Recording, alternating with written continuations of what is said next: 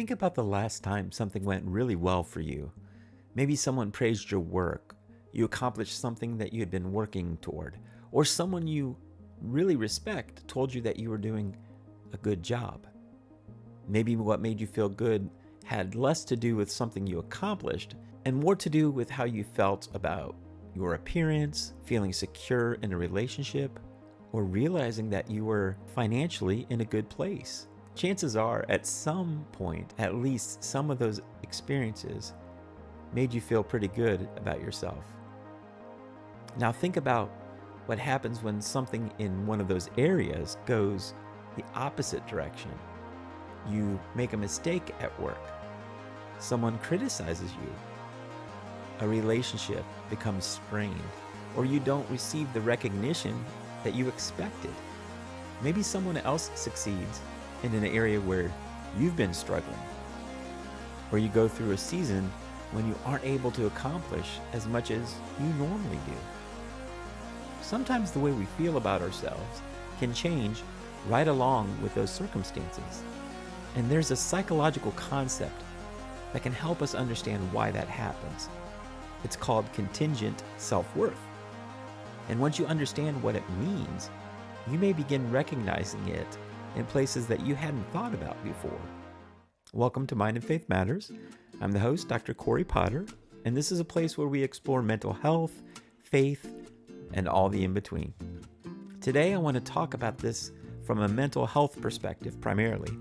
I also want to consider what this might mean from a Christian perspective. A good place to begin with is asking a fairly simple question. What has to happen for you to feel good about who you are? You see, contingent self-worth is the idea that our sense of value can become tied to certain areas of our lives. When those things go well in those areas, we may feel better about ourselves. And when they don't go well, our sense of worth can take a hit. Researchers Jennifer Cocker and Connie Wolf have studied several areas where this can happen, including approval from other people, physical appearance, competence, family support, morality, competition. For our conversation, I want to focus on a few that are especially easy to recognize in everyday life. Approval, competence, and achievement, productivity, and being needed by other people. So let's unpack it. Caring about these things is normal. Most of us want to do well, have healthy relationships, and know that the people we care for and about value us. Accomplishing something meaningful can feel good, while failure, criticism, and rejection can hurt. At the heart of contingent self-worth is the question of how much we allow those experiences to determine how we feel about ourselves. Imagine that being competent is particularly important to you and the way you see yourself, and you make a pretty big mistake at work. And naturally, you're likely feeling frustrated or disappointed, but then you can begin to attach additional meaning to that mistake. Your thinking can shift from, I made a mistake and I need to understand what happened, to wondering whether you're actually capable, or at least as capable as you thought you were. Maybe you start worrying that other people are going to question your abilities, or eventually discover you aren't as good as you thought you were, or as they thought you were at your job. And you begin convincing yourself the mistake has something to do with your value, rather than seeing it as something that needs to be addressed. That really can affect what you do next. Think about it. You might replay what happened over and over. You may begin working longer hours because you feel like you have something to prove. You may become defensive when someone gives you feedback. Or some may even hesitate to take on something difficult because another failure feels threatening. And this is one reason that contingent self-worth can be difficult to recognize. It can sometimes sit underneath behaviors that look very positive. Someone may be hardworking, dependable, generous, highly accomplished, or always willing to help. And those qualities alone don't tell us what's driving them. Two people can work equally hard for very different reasons. Someone may enjoy doing excellent work and feel responsible for doing it well. Someone else may also care deeply about excellence while depending on success to reassure themselves that they're valuable. We can see the same thing with approval. Caring what other people think is part of living in relationships with people. That's what makes us human. When your need for approval becomes closely tied to your self-worth, though, disagreement can begin to carry more meaning than it should. You may begin to change your actions and decisions to keep people happy. The desire for approval may keep you from setting much-needed boundaries, and you may find yourself spending a lot of time wondering whether someone is upset with you. And what about productivity? It can be another source of worth. Accomplishing something meaningful can be satisfying, but slowing down may become surprisingly uncomfortable when productivity is helping determine how valuable you feel. Times of rest or simply not being productive can leave you feeling guilty. And let's face it, life happens. And major changes such as retirement, job loss, illness, disability, or having to take time to care for someone can also show you how closely your sense of self has become tied to what you're able to accomplish. Let's unpack helping people and caring for people. It can be very meaningful to help people and care for people as part of our lives.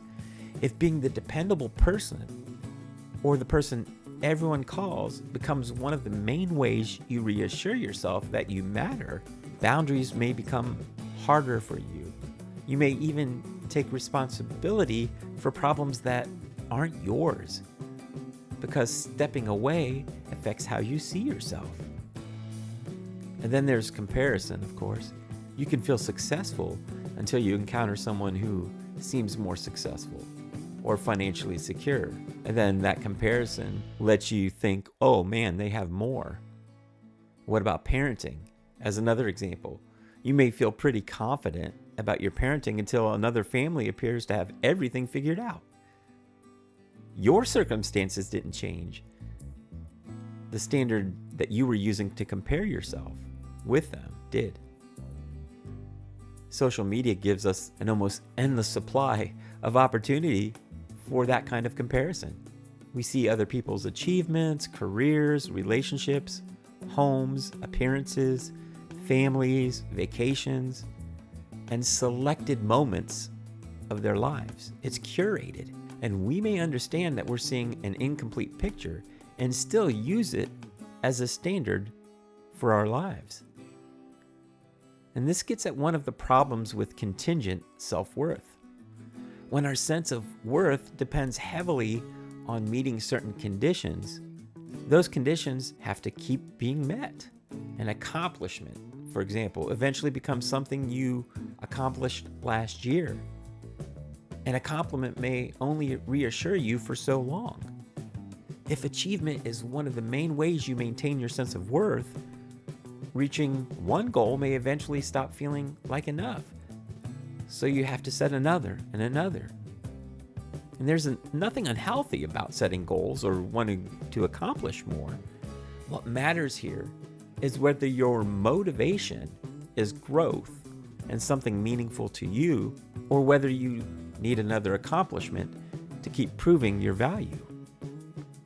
The standard can keep moving, and we can find ourselves returning to the same areas of life again and again for reassurance. It can also make ordinary setbacks feel much more personal. There's a meaningful difference between recognizing I failed at something and concluding, I'm a failure.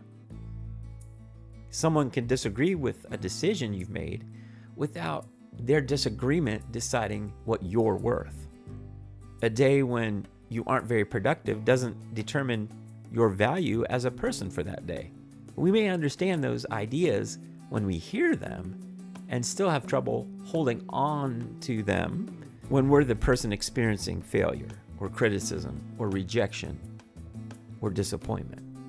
I also don't want to attribute every struggle with perfectionism, approval, comparison, achievement, or relationships to this idea of contingent self-worth. You see, contingent self-worth gives us one way of understanding what may be happening when our view of ourselves becomes closely tied to success, performance, approval, or other sources of validation.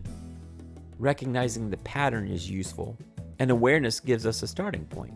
So if you're recognizing some of this in yourself as I bring it up, you may be asking, what can I do about it? Start by paying attention to the times when your opinion of yourself changes quickly. Instead of moving past the feeling, you should take a moment to intentionally reflect on what happened and why it affected you the way it did and the way you see yourself. Maybe someone criticized you. Maybe you did fail at something, felt rejected, or wrongfully compared yourself with somebody else. And then I want you to consider what you started telling yourself because of that experience. A mistake can turn into, I'm incompetent. Rejection can become, I'm unlovable. Someone else's success can lead you to feel like I'm falling behind. Needing help might become, I should be able to handle this myself. While resting can leave you telling yourself that you're lazy. And that kind of unhealthy self-talk can take a specific experience and turn it into a much larger statement about who you are, at least in your own mind.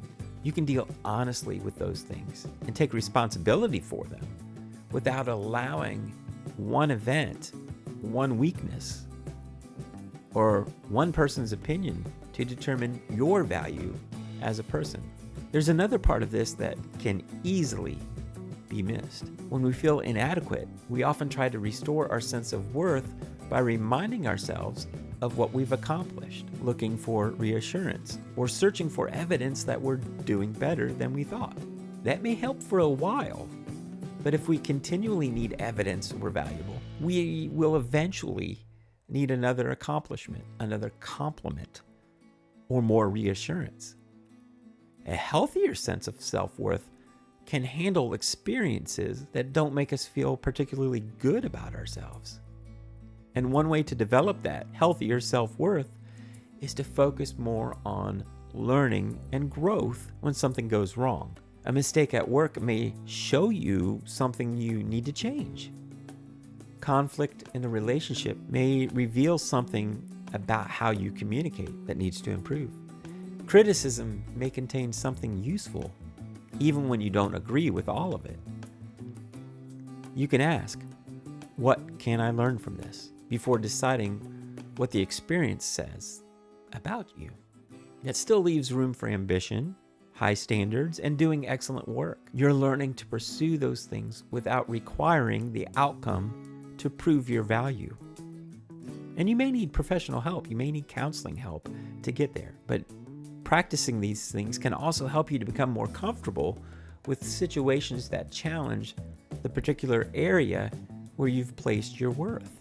If you have a self-worth that depends heavily on approval, one step may be learning that someone can disagree with you or be disappointed with the decision you made, while you remain confident that the decision was reasonable and consistent with your values. If productivity determines a lot of your self-worth, you may need to practice resting or having less productive times without treating them as evidence that you are less valuable. And if competence is especially important to your self-worth, try something new where you aren't immediately good at it. Being a beginner, making mistakes, or discovering that you're fairly average at something can help you experience competence as one part of your life rather than a measure of your value. And if being needed by other people is closely tied to your self-worth, pay attention to what happens internally when someone doesn't need your help or chooses to handle something on their own. The point here isn't to become less helpful. It's to pay attention to whether helping has also become a way of reassuring yourself that you matter. In these instances, self-compassion can also be useful. Sometimes people hear that term and they assume that it means excusing ourselves or lowering our expectations. Self-compassion still leaves room for accountability. It means we can acknowledge failure, limitation, pain, or imperfection, and respond to ourselves with a kind of reasonable care we would often extend to someone else. Think about someone you respect coming to you after making a genuine mistake. You wouldn't need to pretend the mistake didn't matter. You also probably wouldn't decide that one mistake tells you everything you need to know about that person's value. We can learn to extend that same fairness and grace to ourselves. Another useful shift you can make is paying close attention to outcomes and the values you want to live by. We care about outcomes, but we don't completely control them, if you think about it. You can prepare extremely well for an interview and still not get the job. You can put considerable effort into a relationship while the other person makes choices you can't control. You can do excellent work and someone may still criticize it. So along with asking yourself, did something turn out the way you hoped? Consider how you handled things that didn't go the way you wanted. And here are some questions that you can ask yourself about your activity and your response. Did you act with integrity? Did you treat people well? Did you put reasonable effort into what you were doing? Were you willing to learn and take responsibility when you needed to? Those are things we have more influence over, and they give us a healthier way to evaluate our choices when the outcome isn't what we hoped for. And over time, these practices can help our sense of worth become more stable. Achievement can be meaningful without determining your value. Approval can feel good without requiring everyone to approve of us. Relationships can matter deeply without requiring another person to continually reassure us that we matter. And we can care deeply about these parts of our lives without giving them the job of telling us what we're worth. So as a believer, I want to talk about how Christians may deal with this. There's another part of the conversation because Scripture gives us a reason for believing human worth is already there. In the Bible, the book of Genesis, chapter 1, verses 26 and 27, we're told that human beings are created in the image of God. Our dignity and worth come from God because we bear His image. We don't become valuable because we're successful, attractive, productive, useful, respected, or admired. And this isn't something Christians possess that everyone else doesn't. Every human being bears God's image, including the person who doesn't believe in God. I think that if we're honest with ourselves, we need to understand that being made in God's image doesn't mean everything we do is good. We still fail. We sin. We hurt people. We make poor decisions. And sometimes we need to admit that we've been wrong and we need to make things right. But none of those things changes the source of our human worth. For Christians, our relationship with God also shapes our identity, how we understand ourselves, and who we're becoming. And there's much more to say about that than I want to try to fit into this episode. Once we recognize how easily achievement, approval, relationships, appearance, success, usefulness, and other things can influence our sense of self-worth, another question begins to emerge. What else am I asking these things to give me? And that's where this conversation starts moving beyond psychology. Something can begin to influence where we place our trust, where we look for security, what receives our deepest loyalty, and ultimately how we relate to God. And that's where the subject of idolatry enters the conversation. In the next episode, we're going to look at false idols and mental health, what Scripture actually means when it talks about idolatry, and what can happen when something begins occupying a space in our lives that God intended for Himself. But for now, pay attention to what seems to have the greatest power to change the way you feel about yourself, and consider how much you rely on that part of your life to determine your value. You can care deeply about doing good work, being a good parent, having meaningful relationships, accomplishing the goals like we've talked about, taking care of yourself, and growing in the things that matter to you. Remember, your worth doesn't have to rise and fall with how well these things are going. Thanks for spending time with me today on Mind and Faith Matters. If this episode gave you something useful to think about, maybe something to change, maybe something to discuss with a friend or a counselor, consider sharing it with someone who might appreciate the conversation. You can also subscribe or follow the podcast wherever you listen. Until next time, take care of your mind, nurture your faith, and remember that both matter, and your worth is not based on performance. God bless and have a good week.